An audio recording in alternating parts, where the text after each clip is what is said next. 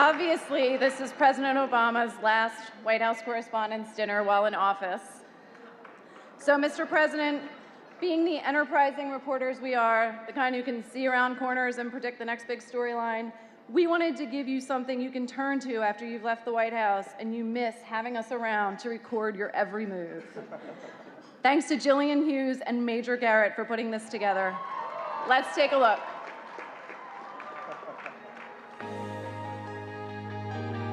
The White House Correspondents Association knows 8 years of a presidency cannot be condensed into 8 minutes or less, and will leave the legacy stuff to the press office.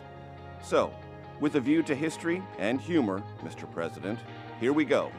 Today, after all the votes have been tallied, health insurance reform becomes law in the United States of America. Tonight, I am announcing that the American combat mission in Iraq has ended. The United States has conducted an operation that killed Osama bin Laden, the leader of Al-Qaeda. The first government shutdown in 17 years is now over. Today, I'm beginning a new effort to fix as much of our immigration system as I can on my own. Today, the United States of America is changing its relationship with the people of Cuba. Today, because America negotiated from a position of strength and principle, we have stopped the spread of nuclear weapons in this region. But it hasn't all been a smooth ride.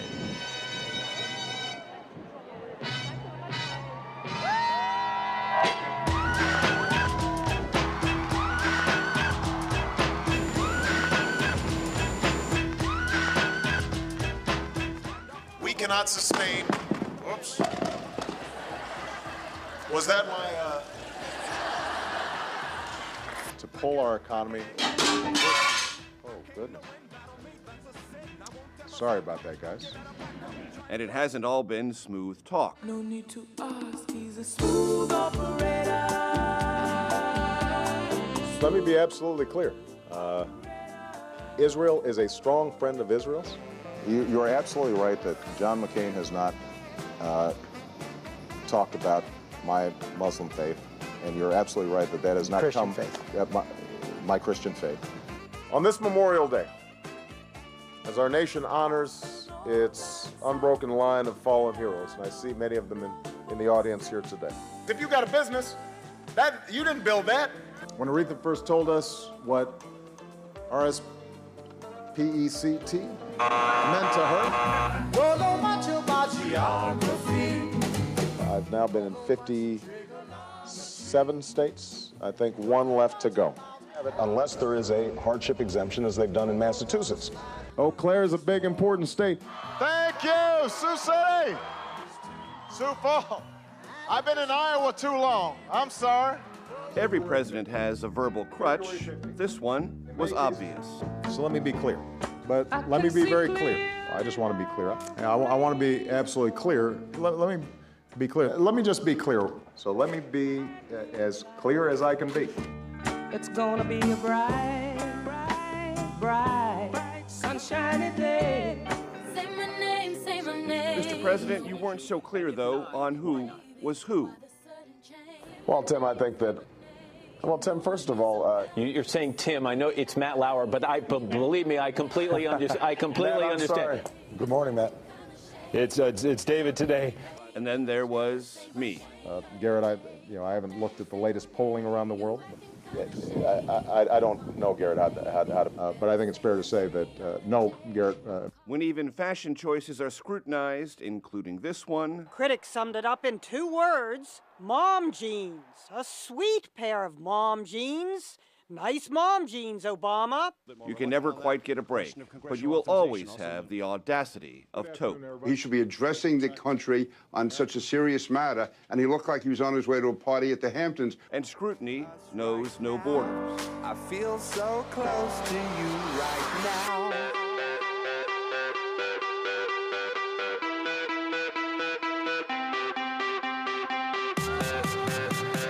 From the broadcasters among us, Mr. President, assume the microphone is always on. This is why I'm hot. This is why I'm hot.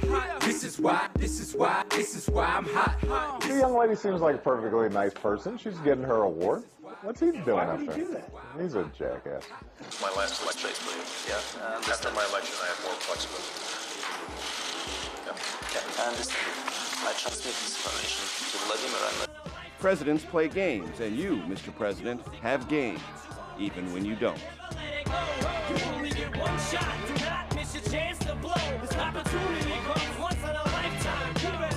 But you have a way of shaking it off.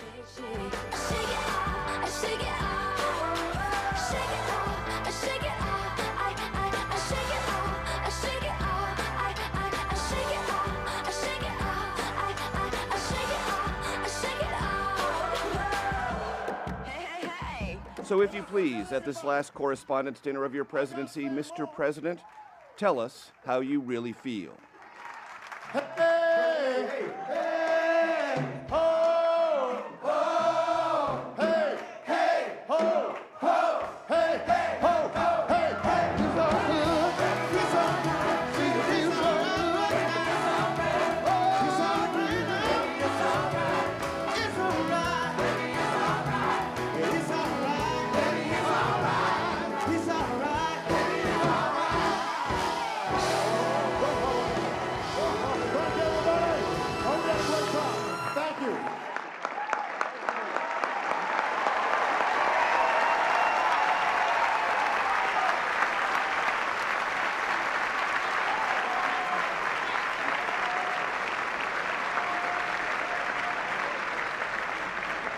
In all seriousness, Mr. President, we appreciate your decision to attend this dinner every year.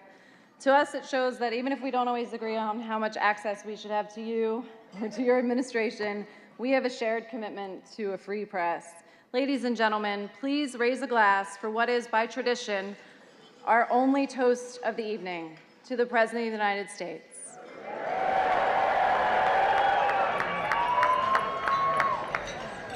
Mr. President, the podium is yours. Thank you, Carol.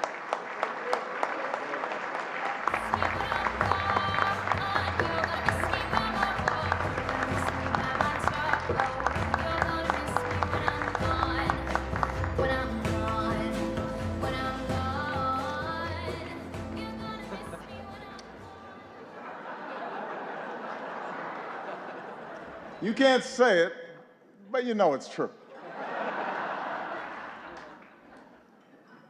Good evening, everybody. It is an honor to be here at my last, and perhaps the last, White House Correspondents' Dinner.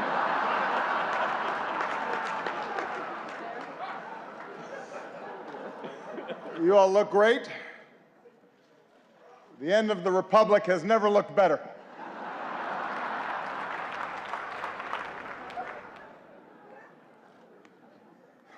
I do apologize. I know I was a little late tonight.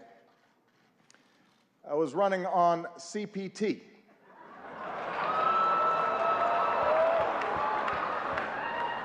Which stands for jokes that white people should not make.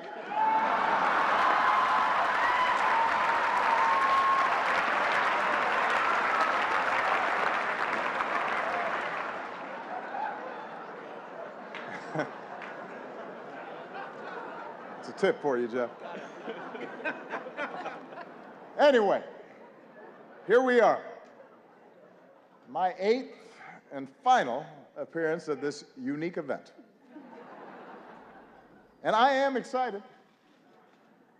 If this material works well, I'm going to use it at Goldman Sachs next year.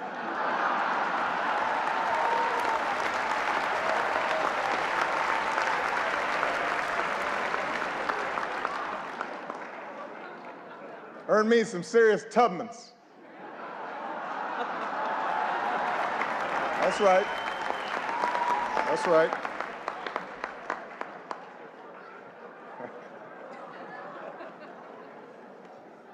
My brilliant and beautiful wife, Michelle, is here tonight.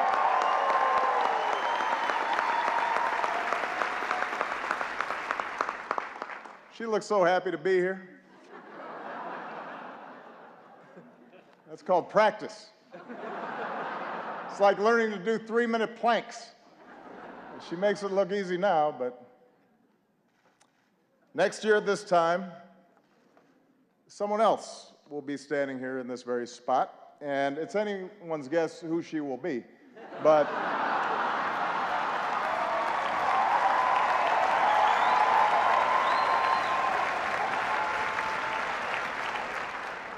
standing here, I can't help but be reflective, a little sentimental. 8 years ago, I said it was time to change the tone of our politics. In hindsight, I clearly should have been more specific.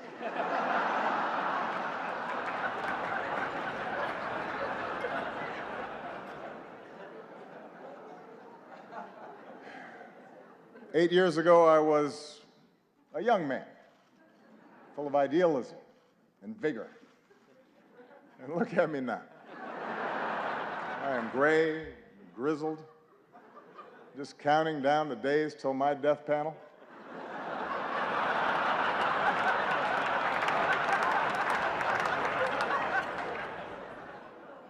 Hillary once questioned whether I'd be ready for a 3 a.m. phone call. Now I'm awake anyway because I got to go to the bathroom.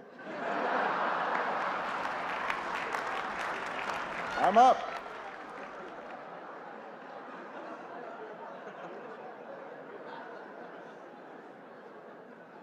In fact, somebody recently said to me, Mr. President, you are so yesterday. Justin Trudeau has completely replaced you.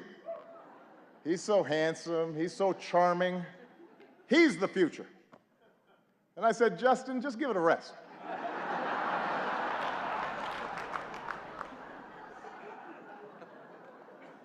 I resented that.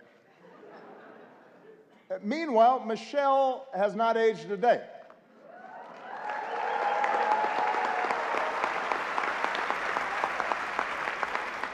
The only way you can date her in photos is by looking at me. Take a look. Here we are in 2008. Here we are a few years later. And this one is from 2 weeks ago.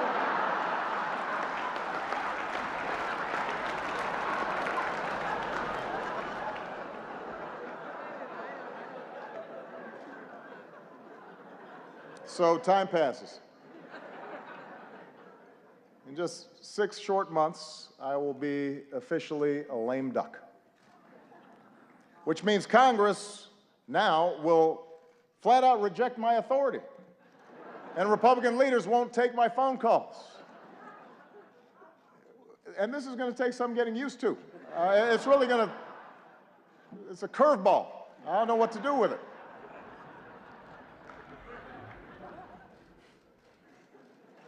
Of course, in fact, 4 months now, congressional Republicans have been saying there are things I cannot do in my final year. Unfortunately, this dinner was not one of them. But on everything else, it's another story. And you know who you are, Republicans. In fact, I think we've got Republican Senators Tim Scott and Cory Gardner. They're in the House, which reminds me, security, bar the doors. Judge Merrick Garland, come on out. We're going to do this right here, right now.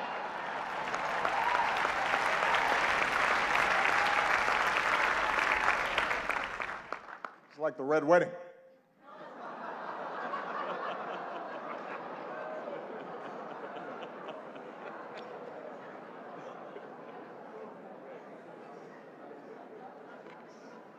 But it's not just Congress. Even some foreign leaders, they've been looking ahead, anticipating my departure. Last week, Prince George showed up to our meeting in his bathrobe. That was a slap in the face.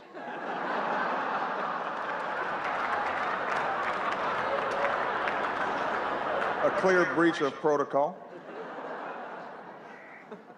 Although while in England, I did have lunch with Her Majesty the Queen, took in a performance of Shakespeare, hit the links with David Cameron.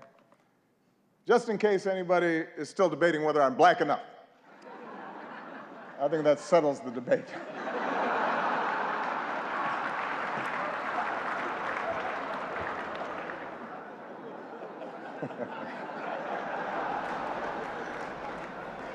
I won't lie. Look, this is a tough transition. It's hard. Key staff are now starting to leave the White House. Even reporters have left me. Savannah Guthrie, she's left the White House press corps to host the Today Show. Norah O'Donnell left the briefing room to host CBS This Morning. Jake Tapper left journalism to join CNN.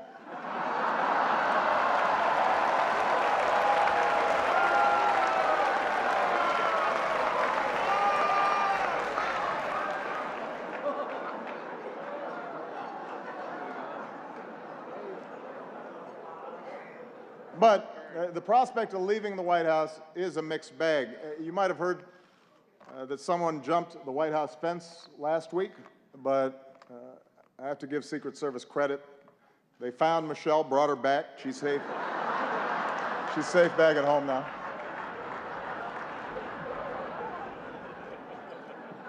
It's only 9 more months, baby. Settle down.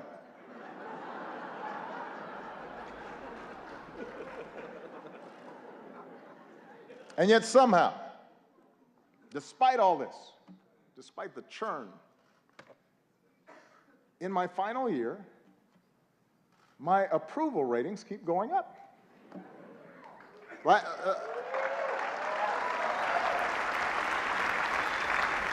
last time I was this high, I was trying to decide on my major.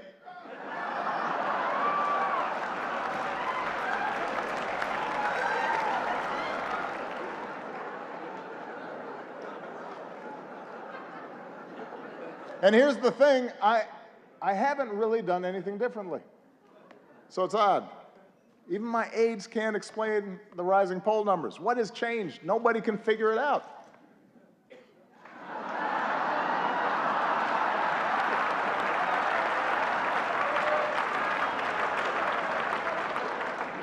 Puzzling.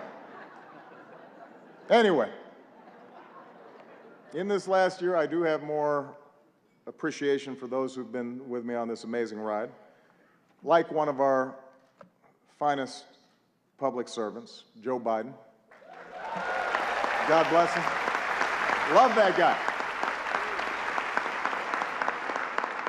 I love Joe Biden. I really do. And I want to thank him for his friendship, for his counsel, for always giving it to me straight, for not shooting anybody in the face. Thank you, Joe.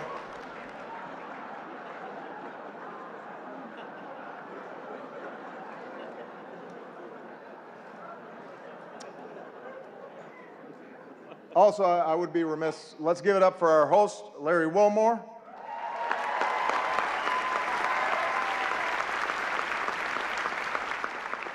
Also known as one of the 2 black guys who's not Jon Stewart.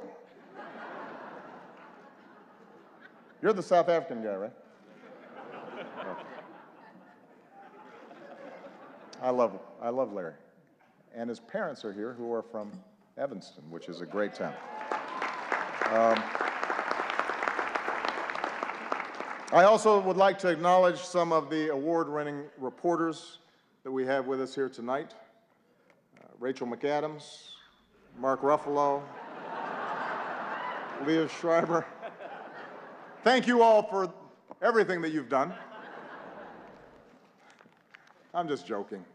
As you know, Spotlight is a film, a movie, about investigative journalists with the resources and the autonomy to chase down the truth and hold the powerful accountable.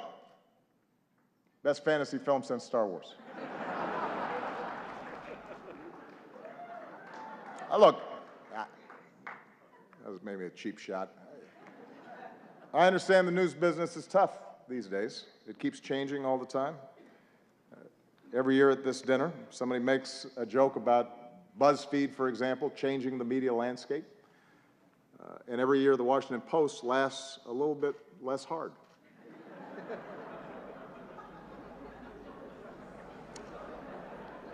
It's kind of a silence there, especially at the Washington Post table. GOP Chairman Reince Priebus is here as well. Glad to see that you feel that you've earned a night off.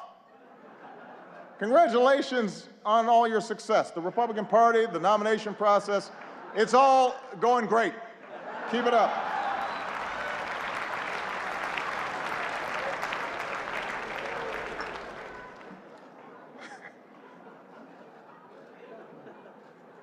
Kendall Jenner is also here, and we had a chance to meet her backstage. She seems like a very nice young woman. I'm not exactly sure what she does, but I am told that my Twitter mentions are about to go through the roof.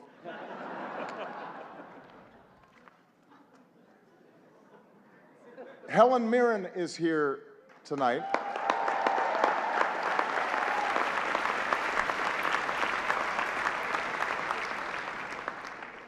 I don't even have a joke here. I just think Helen Mirren is awesome.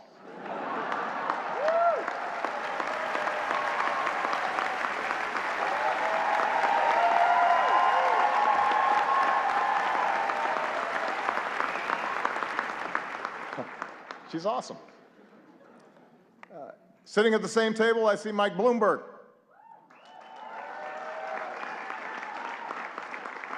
Mike, a combative, controversial New York billionaire, is leading the GOP primary, and it is not you. That has to sting a little bit.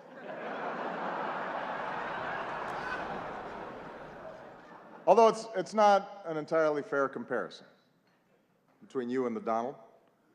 After all, Mike was a big city mayor. He knows policy in depth, and he's actually worth the amount of money that he says he is.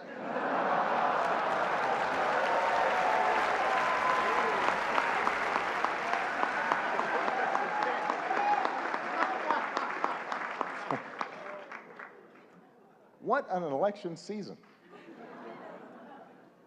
For example, we've got the bright new face of the Democratic Party here tonight, Mr. Bernie Sanders. There he is.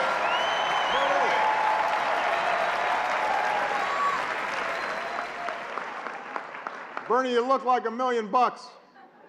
Or to put it in terms you'll understand, you look like 37,000 donations of $27 each.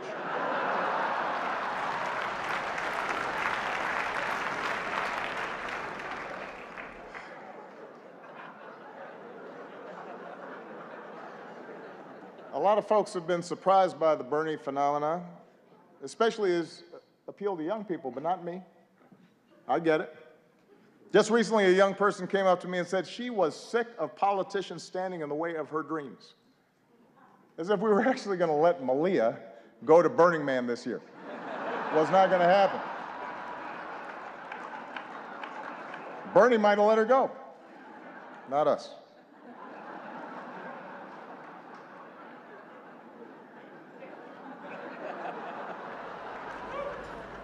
I am hurt, though, Bernie, that you've been distancing yourself a little from me. I mean, that's just not something that you do to your comrade.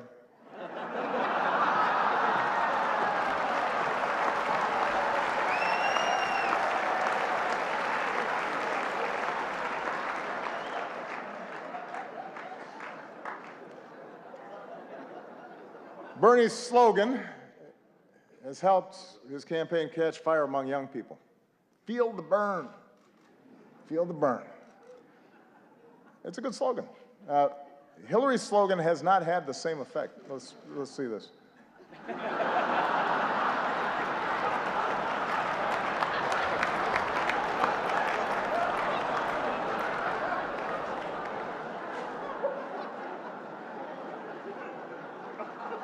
Look, I've said how much I admire Hillary's toughness, her smarts, her policy chops, her experience.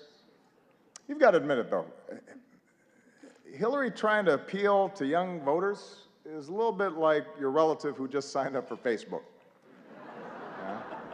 Dear America, did you get my poke? Is it appearing on your wall? I'm not sure I'm using this right. Love, Aunt Hillary.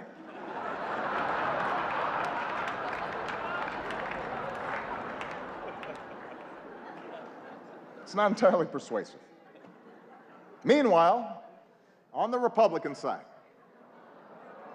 things are a little more, how shall we say this? A little more loose.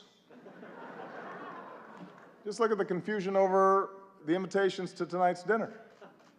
Guests were asked to check whether they wanted steak or fish, but instead, a whole bunch of you wrote in Paul Ryan.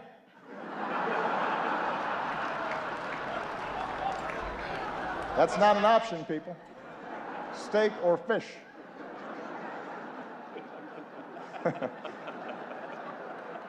You may not like steak or fish, but that's your choice.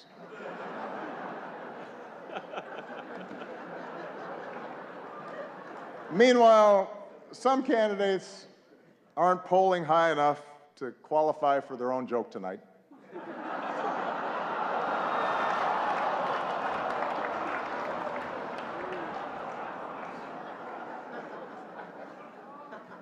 The rules were well established ahead of time. And then there's Ted Cruz.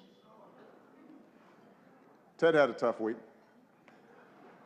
He went to Indiana, Hoosier country, stood on a basketball court, and called the hoop a basketball ring.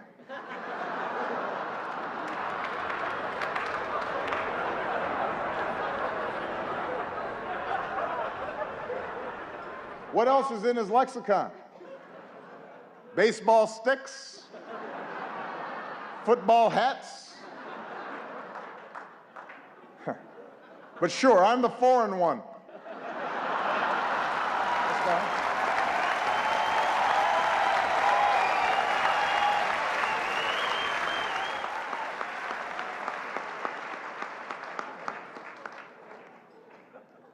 Well, let me conclude tonight on a more serious note. I want to thank the Washington Press Corps. I want to thank Carol for all that you do. You know, the free press is central to our democracy, and nah, I'm just kidding. You know I've got to talk about Trump. Come on.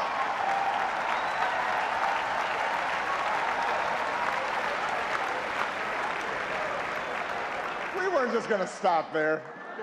Come on.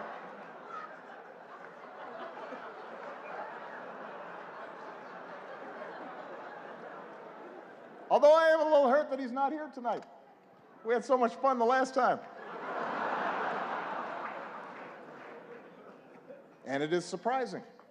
You've got a room full of reporters, celebrities, cameras, and he says no. Is this dinner too tacky for the Donald? What could he possibly be doing instead? Is he at home eating a Trump steak? Tweeting out insults to Angela Merkel? What's he doing?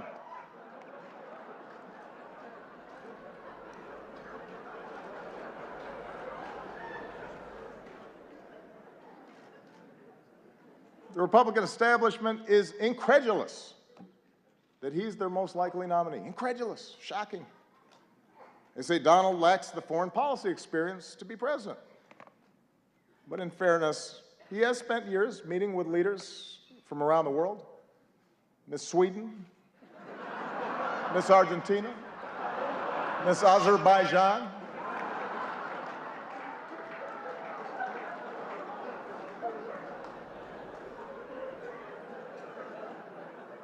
And there's one area where Donald's experience could be invaluable, and that's closing Guantanamo. Because Trump knows a thing or two about running waterfront properties into the ground.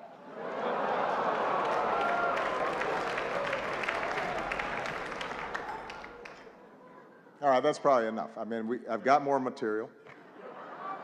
No.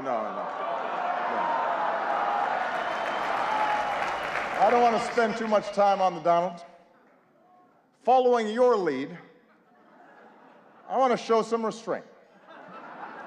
Because I think we can all agree that from the start, he's gotten the appropriate amount of coverage, befitting the seriousness of his candidacy.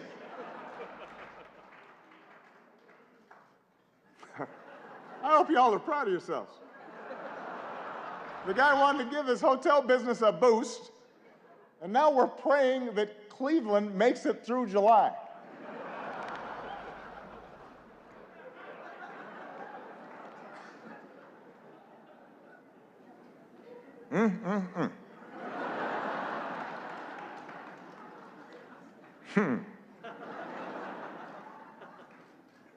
As for me and Michelle, we've decided to stay in D.C. for a couple more years.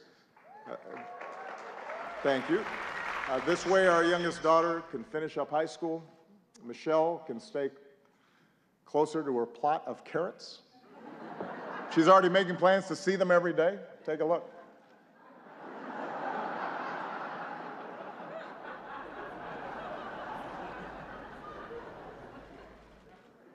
But our decision has actually presented a bit of a dilemma because traditionally presidents don't stick around after they're done.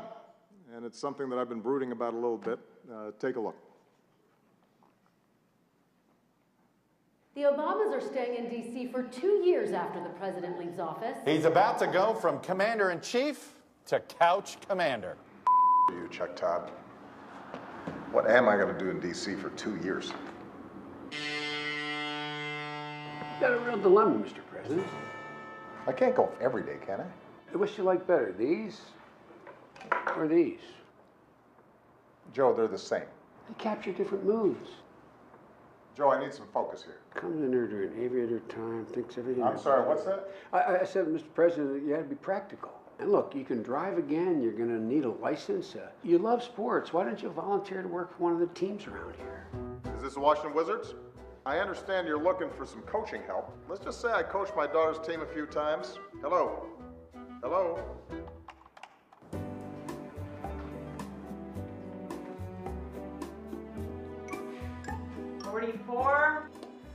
Finally. So I'm going to be in D.C. for a while, and I thought I'd take up driving again. What's the name? Barack Hussein Obama. Yikes. Well, since you don't have a driver's license, you're gonna need a birth certificate. Really? Really. It's real. Is it? It's real. But is it? Oh, Michelle left her phone. Let's see here. Huh. She's got Snapchat. Obamacare is great, and it's really working. Sign up now. Breaking news.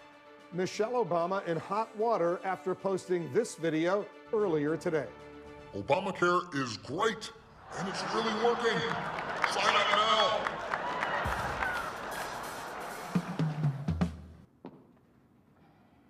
No? No. Did it get a lot of views at least? Honey, enough. Why don't you just talk to somebody who's been through this? I gotta go to Soul Cycle.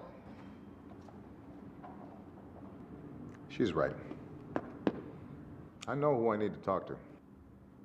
Hey, it's Barack. Listen, can we get together? Now that is a great move. Yeah, it's good for me. It's good for me.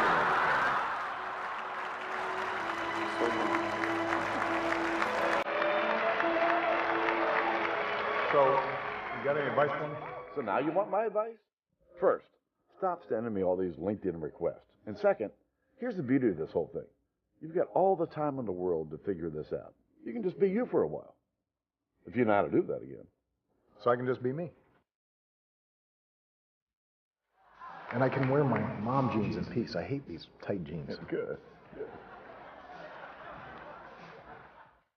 Yesterday, I had a beer at 11:30 in the morning. And you know, McDonald's now serves breakfast all day long.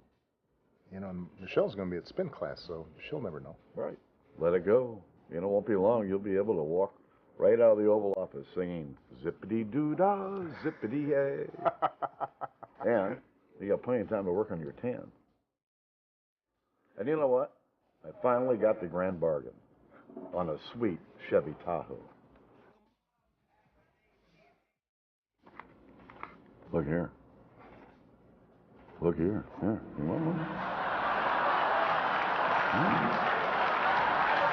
Breaking news, former President Barack Obama on his 347th round of golf for the year, and it's totally great.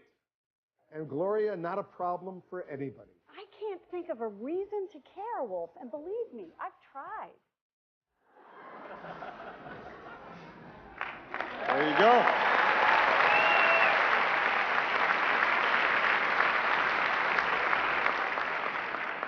I am still waiting for all of you to respond to my invitation to connect to LinkedIn. But I know you have jobs to do, which is what really brings us here tonight. I know that there are times that we've had differences, and that's inherent in our institutional roles. It's true of every president and his press corps. But we've always shared the same goal, to root our public discourse in the truth, to open the doors of this democracy, to do whatever we can to make our country and our world more free and more just. And I've always appreciated the role that you have all played as equal partners in reaching these goals. Our free press is why we once again recognize the real journalists who uncover the horrifying scandal and brought some measure of justice for thousands of victims throughout the world. They are here with us tonight. Sasha Pfeiffer, Mike Resendez, Walter Robinson, Matt Carroll, and Bed Brandley Jr. Please give them a big round of applause.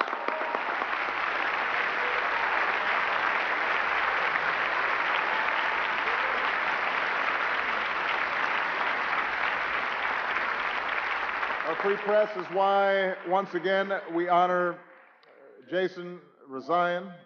As Carol noted, last time this year we spoke of Jason's courage as he endured the isolation of an Iranian prison.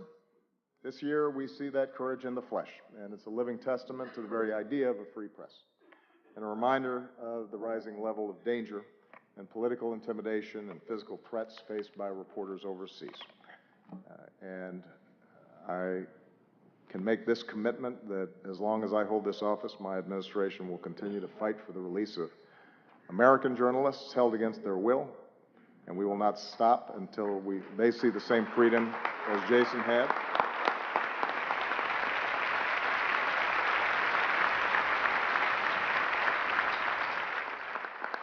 At home and abroad, journalists, like all of you, engage in the dogged pursuit of informing citizens and holding leaders accountable and making our government of the people possible.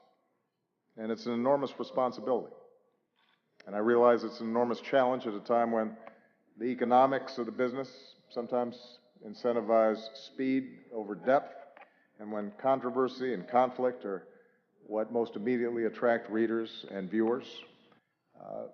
The good news is there's so many of you that are pushing against those trends. And as a citizen of this great democracy, I am grateful for that.